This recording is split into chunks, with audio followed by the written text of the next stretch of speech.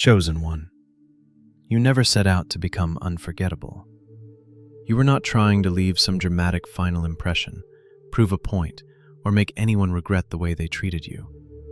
And yet somehow, your name still lingers in rooms you no longer enter, in minds you no longer visit, and in conversations that still circle back to the moment everything changed. Not because you became louder, but because you became clear. Not because you fought harder, but because you stopped offering your energy to what was determined to misunderstand you. That is the part they cannot shake.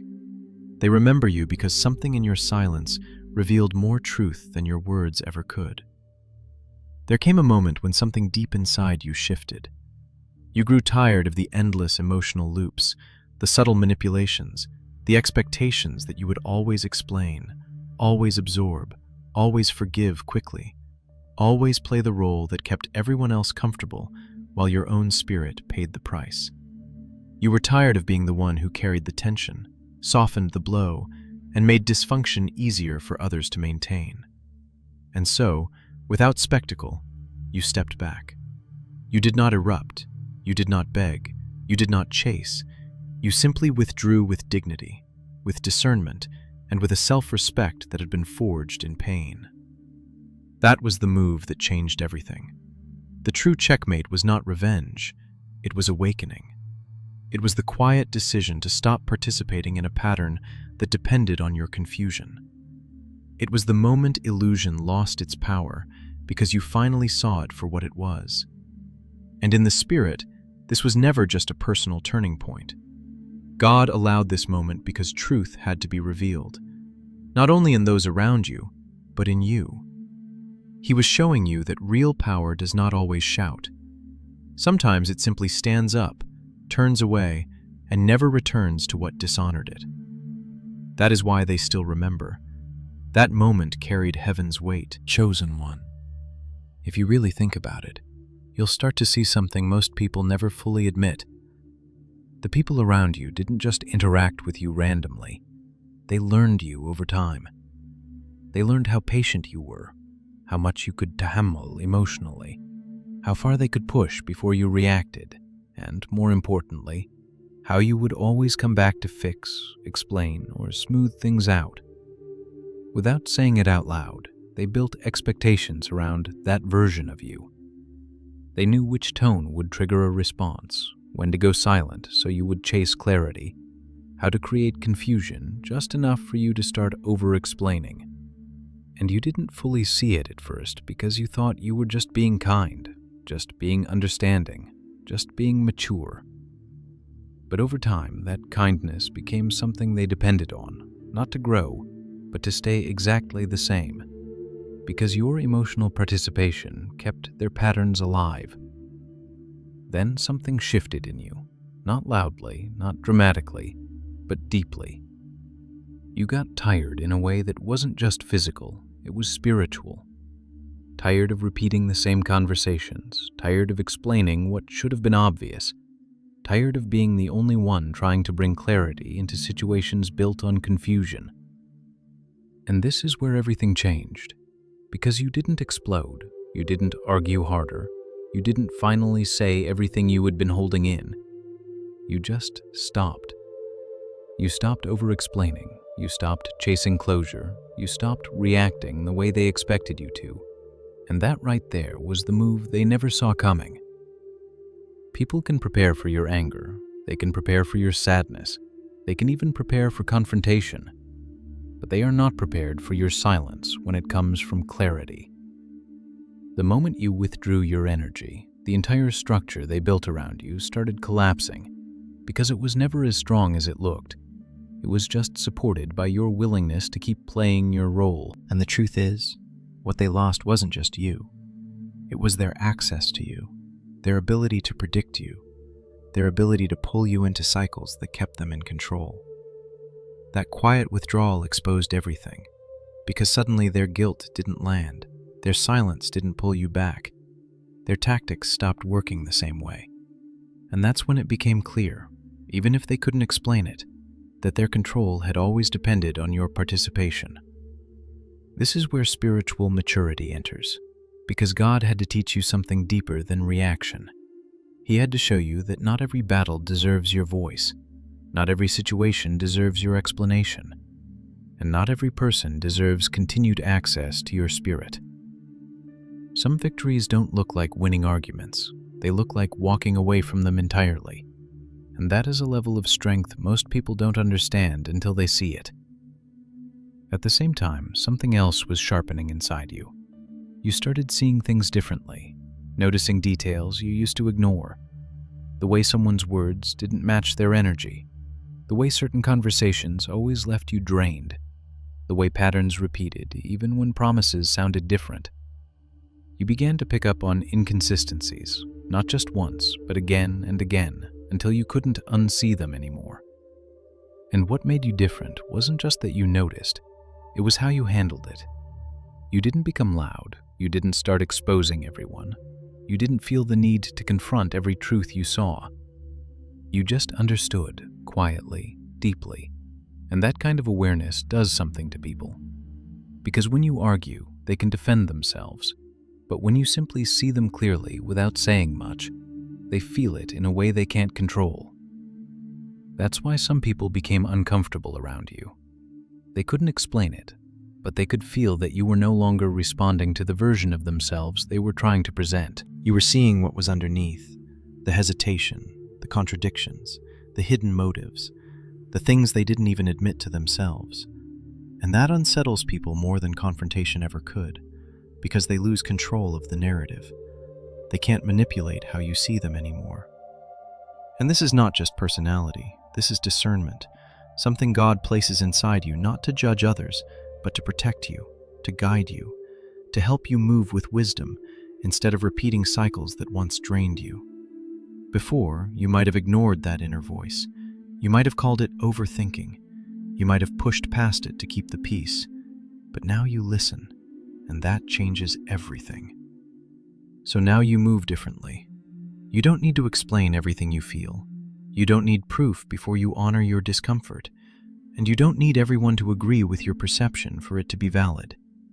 And that combination, your silence, your clarity, your discernment, is what makes you unforgettable. Because they didn't just lose someone who cared, they lost someone who saw. And once someone knows that you saw them clearly without needing to say much, that is not something they can easily forget. That is the checkmate that stays with them. Chosen one. There's something you need to understand about the environments you were placed in. Many of them were never designed for you to fully exist as yourself. They were designed to keep you manageable. People didn't always say it directly, but they expected a certain version of you, a quieter version. A softer version, a version that would not challenge their comfort, their control, or their perception of themselves. They were comfortable as long as you stayed agreeable, as long as you adjusted your tone, filtered your thoughts, and carried your depth in a way that didn't make anyone else feel exposed or uncomfortable. And at first, you adapted. Not because you were weak, but because you were trying to maintain peace. You thought that shrinking certain parts of yourself was maturity. That holding back your full presence was wisdom, that adjusting to others was the right thing to do. But over time, something inside you began to resist that version of peace. Because it wasn't real peace. It was suppression. It was the quiet erasing of who you were in order to make others feel safe in who they were not. You started to notice how every time you made yourself smaller, something in you felt heavier. Every time you stayed silent when you knew something was off. Every time you softened your truth to avoid tension. Every time you chose comfort over authenticity. Your spirit paid the price. And eventually, that cost became too high. This is where the shift happened. Not loudly, not in rebellion, but in alignment. You stopped shrinking. And understand this clearly. You didn't become aggressive. You didn't become confrontational. You didn't start forcing your presence into spaces that couldn't hold it. You simply stood as yourself. You spoke when it mattered. You stayed silent when it was necessary.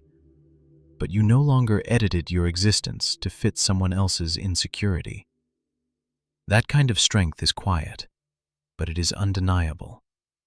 Because when someone refuses to shrink, it exposes everyone who relies on others being small to feel secure. And that's exactly what happened. People who were comfortable with the old version of you began to feel unsettled.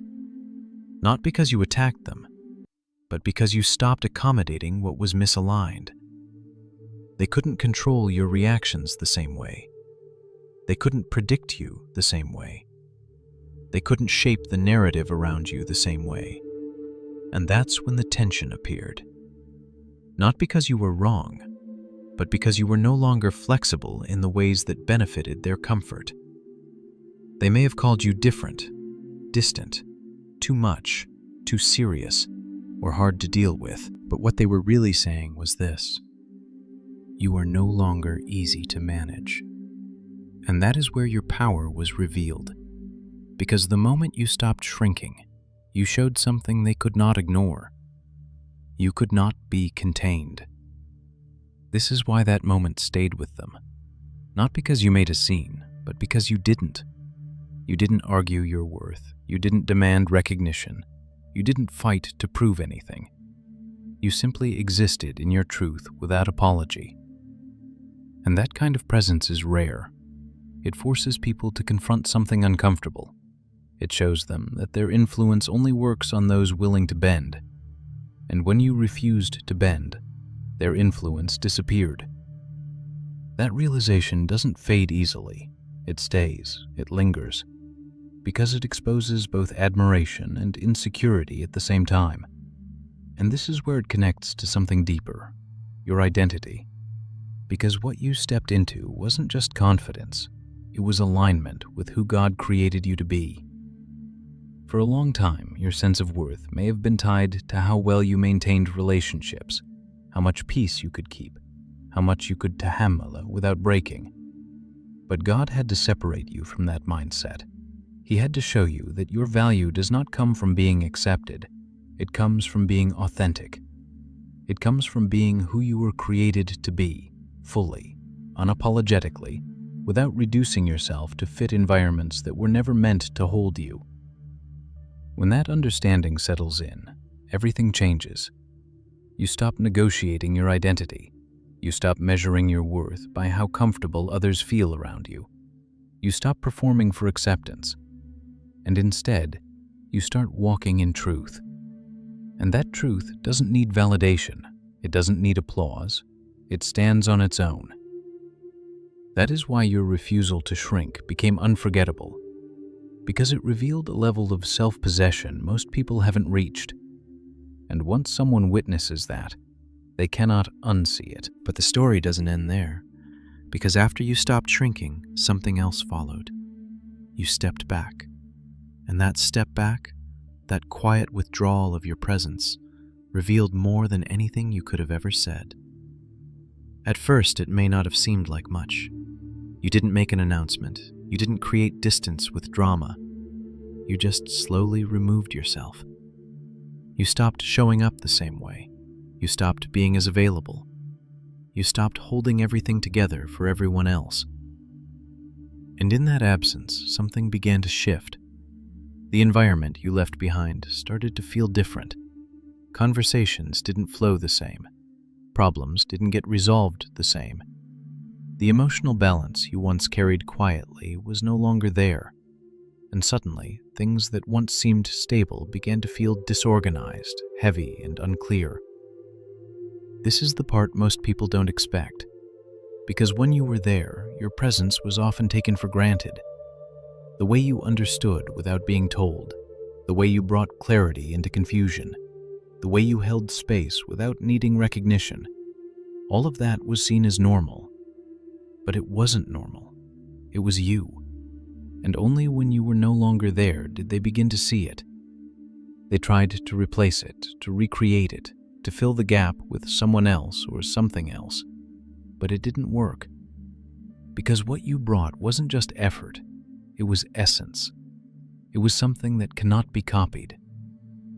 And that realization hit slowly, Not all at once, but in moments, in conversations that don't feel the same, in decisions that feel heavier, in conflicts that escalate instead of resolving, in the quiet awareness that something is missing, something that used to make everything easier to navigate.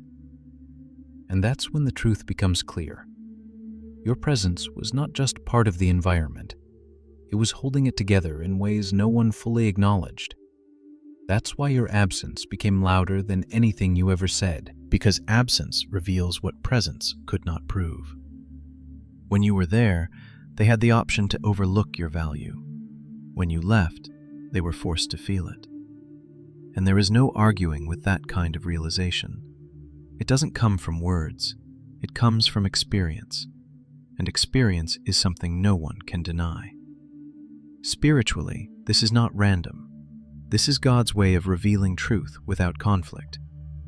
Sometimes He doesn't ask you to explain your worth. He removes you and lets your absence speak for you. He takes you out of spaces that no longer honor you, not as punishment, but as protection and revelation. Because as long as you remain in a place where you are undervalued, your presence can be misunderstood. But when you are removed, clarity begins to form. God will not allow His chosen ones to remain in environments that require them to diminish themselves to be accepted. At some point, He will create distance, and that distance will feel uncomfortable at first, even lonely, but it serves a purpose. It allows truth to surface. It allows people to see what they had without you needing to argue for it. And it allows you to step into spaces where your presence is not just tolerated, but recognized. So when you think about it now, understand this. You didn't just walk away. You revealed something. You revealed that you could not be reduced. You revealed that you could not be replaced. And you revealed that your presence carried more weight than anyone realized at the time. That's why they still think about it. That's why it still lingers. Not because you forced them to remember, but because what was revealed through your absence cannot be undone. And that is a different kind of checkmate. Chosen one. This is the part most people never understand about you. And honestly, it's the part that unsettles them the most. When everything happened, when the tension built, when the truth started surfacing, they expected you to react the way people usually do. They expected anger, distance mixed with bitterness, maybe even a need to prove something, to show them what they lost, to make them feel the weight of what they did. That's the pattern most people follow. Pain turns into reaction, reaction turns into conflict, and conflict becomes the story that keeps both sides emotionally tied. But you didn't follow that path. You chose something far more difficult and far more powerful. You chose to grow. And at first, it didn't even look like anything dramatic. It looked like silence, like focus, like stepping back and putting your energy somewhere else. It looked like you deciding, quietly, that you were no longer going to spend your time replaying what happened, arguing in your head, or trying to make people understand something they were never willing to see. You didn't suppress the pain, but you didn't let it define your direction either. Instead of turning outward with reaction, you turned inward with intention. You started healing. You started learning. You started rebuilding parts of yourself that had been stretched too thin trying to hold everything else together. And this is where the real shift happened. Because while they were still thinking in terms of the past, you were already moving into a different version of yourself. That's what made it a checkmate they couldn't counter. They expected you to stay emotionally tied to the situation. They expected your energy to remain connected to what happened, whether through anger, resentment, or even unresolved attachment. Because as long as you are reacting, you are still within reach. As long as you are trying to prove something, you are still playing the game. But the moment you chose growth instead of revenge, you stepped out of that entire framework. You became unreachable in a way they didn't understand. Because growth doesn't argue. Growth doesn't chase. Growth doesn't need validation from the people it has outgrown. And slowly, they started to see it, not in one big moment, but in small, undeniable ways. The way you carried yourself differently, the way you stopped engaging in the same dynamics, the way your energy felt more grounded, more focused, less reactive, the way you were no longer trying to fit into roles that once defined your place in their life. You didn't fight your way out of those roles, you evolved beyond them, and that's what made it irreversible. Because when someone changes through reaction, there's always a way back. But when someone changes through transformation, through real internal growth, that distance cannot be bridged. They can't pull you back into old patterns because you no longer respond to them. They can't control you the way they used to because the version of you they understood doesn't exist anymore. They can't even fully reach you emotionally because your priorities, your standards, and your sense of self have shifted to a level they haven't adapted to. And that realization, it lingers. Because now, every time they think about you, they're not just remembering who you were, they're confronted with who you've become. And more importantly, they're confronted with the fact that your growth had nothing to do with them. You didn't evolve to prove a point. You didn't change to get their attention. You didn't rise to make them regret anything. You simply chose yourself. You chose healing. You chose alignment. You chose to move forward. And that kind of independence, that kind of transformation, it's unsettling for people who expected you to stay the same. This is where divine refinement comes in. Because what you went through wasn't just a personal experience, it was a process. God was not just removing people or situations from your life, He was refining you. He was teaching you how to break cycles without becoming bitter, how to walk away without carrying resentment, how to grow without needing to prove anything to anyone. That's a higher level of strength. It's easy to react. It's easy to hold on to anger. It's easy to want people to feel what you felt. But it takes spiritual maturity to say, I'm not going to stay here. I'm not going to let this define me. I'm going to become better, not louder. And when God leads you into that kind of transformation, your progress begins to speak for you. You don't need explanations. You don't need to defend your decisions.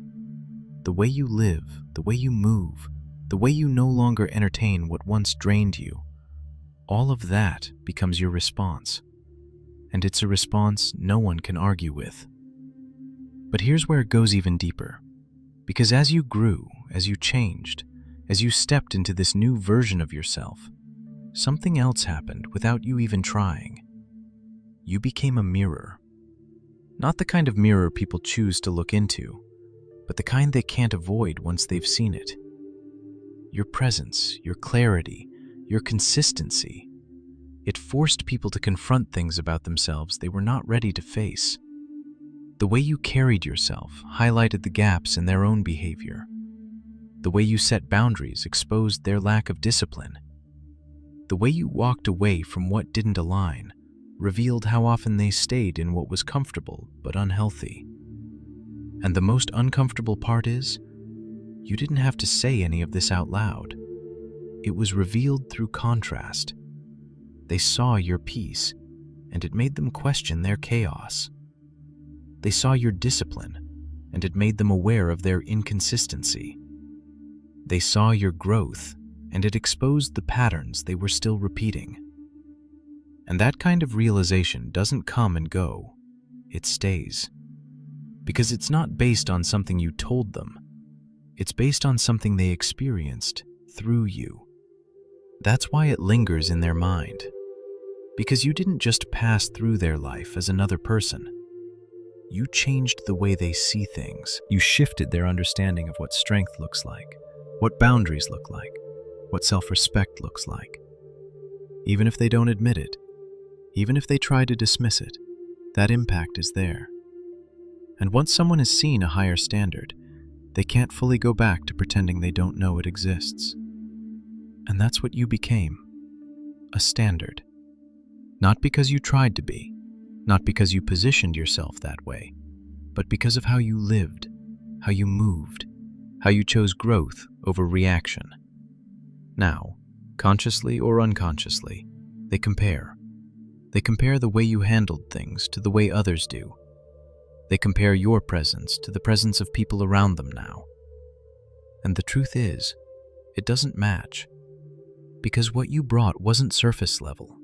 It wasn't easily replicated. It wasn't something someone else could just imitate. It was built through experience, through pain, through reflection, through alignment. It was real. And real things are not easily replaced. That's why they can't forget. It's not about memory in the usual sense. It's not just about moments or conversations. It's about what was revealed through you. You didn't just exist in their life. You redefined it. You showed them something deeper, something more grounded, something more aligned than what they were used to. And even if they move on, even if they try to recreate what they had with you in other places, that reference point remains. You became the moment they realized something was missing. You became the standard they measure against, even when they don't want to. And that is why your presence doesn't fade. Because what you left behind wasn't just memory. It was truth. Chosen one. When everything is said and done, you have to understand this clearly. You did not become unforgettable because you were the loudest, the most dramatic, or the one who fought the hardest. You became unforgettable because you chose clarity when confusion was easier, restraint when reaction was expected, and truth when illusion would have kept everything comfortable. That is what marked the moment. That is what stayed with them. Not a scene, not an argument, not a final speech, but the quiet certainty of someone who finally saw clearly and refused to go back. That checkmate they keep replaying was never about defeating anyone. You were not trying to win against them, prove them wrong, or make them feel small.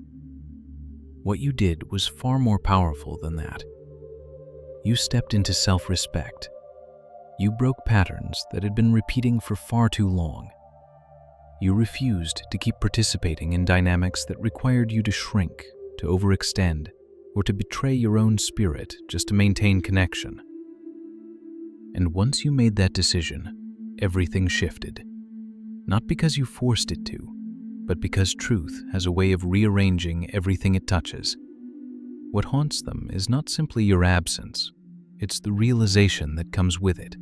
The realization that they misjudged you, that they underestimated your strength, your awareness, your capacity to walk away without breaking, that they had something real in front of them and didn't recognize its value until it was no longer available.